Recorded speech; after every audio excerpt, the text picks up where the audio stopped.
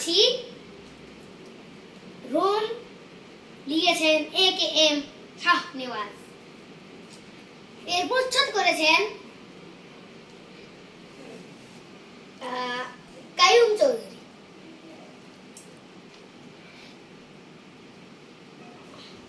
প্রায় 3000 বছর আগের কথা। গ্রিস সভ্যতার পরই ইউরোপ মহাদেশের মাটিতে জন্ম হয়েছে এই রোম সভ্যতা। এই গ্রিক সভ্যতায় কিন্তু রোম সভ্যতার একটি কেন্দ্রবিন্দু। এর রোম সভ্যতার অনেক জানার আছে আমাদের। এর দেবতা, এর দাসদের কথা, নীল নদ, আপনারা শুনেছেন নিশ্চয়ই নীল নদের কথা। পৃথিবীর এই নীল নদ রোম সভ্যতার ভিতর দিয়ে বয়ে গেছে, তাই এই রোম সভ্যতা নামকে নীল নদ উজ্জ্বল করেছে। দাস, আবার দাস শুনে অবাক হতেও পারেন, আবার যারা জানেন দাস তারা একটু অবাক হতেও না পারে। আমি এই দাসদের নিয়ে বলবো। দাস হলো কি বলে, দাস যারা মানুষ দাস হলো যারা আপনারা মানুষদের কিনে রাখবেন, তাকে কিনা গোলাম বলে, আবার তাকে দাসও বলে। কি বলে, রোম সভ্যতার রাজারা অনেক দাস ছিল। পিরামিডটাও দাসরাই তৈরি করেছে। ভারী ভারী ইট তারা বহন করে নিয়ে পিরামিড তৈরি করেছিল। সেজন্য তাদের পিঠের মধ্যে ঘা হয়ে গিয়েছিল। এরপর হয়েছিল দাস বিদ্রোহ। এই দাস বিদ্রোহের প্রধান ছিল স্পার্টাকাস।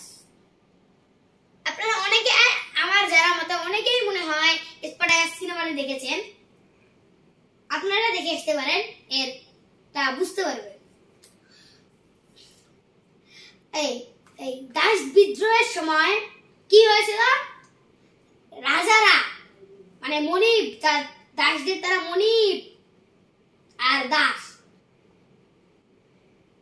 দাসদের মনিব হলো রাজারা, আর এদিকে হলো তাদের দাস স্পার্টাকাস ছাড়া আরো অনেক দাস। সবাই মিলে যুদ্ধ হলো। দাসদের কোনো অস্ত্র না থাকলেও তাদের ছিল অনেক বুদ্ধি এবং চালাক ছিল, কিন্তু এত চালাক হয়েও তারা যুদ্ধে জিততে পারেনি রাজারা, কারণ রাজাদের অনেক সৈন্য ছিল এবং অনেক ভারী অস্ত্র ছিল। এই অস্ত্রের কারণে অনেক মানুষ মারা গেছিল। অনেক মানুষ মারা গিয়েছিল। তারপর আবার রাজারা শুরু হয়েছিল। স্পার্টাকাসকে আমাদের যীশু খ্রিস্ট যেভাবে মারা হয়েছিল, ওভাবেও তাকে প্রতিদিন একটি করে শিকলের মতো কিছু একটা তার শরীরে বল্লম, তাকে আমরা আঞ্চলিকভাবে বল্লম বলি। মানে এই বল্লমটা কি জানেন, কোন একটা লাঠি, কিন্তু তার এই সামনটা খুবই তীক্ষ্ণ। ওটা তার গায়ে প্রতিদিন একবার করে মারা হতো। সেজন্য তার অনেক যন্ত্রণা হলো। এরপর আসে দেবতার কথায়। দেবতা জুপিটার,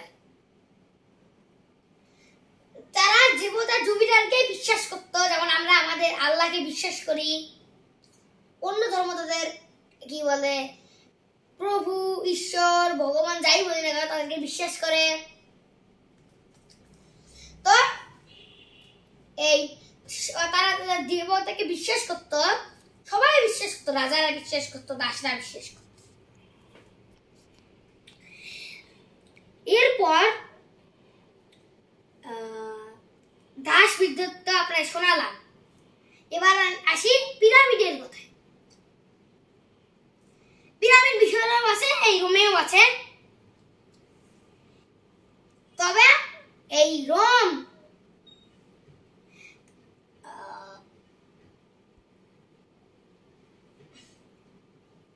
কাট করে দাও, বলে দাও, সমস্যা নেই, মানুষ তো মনে করতেই পারে। রোম, হ্যাঁ বলো।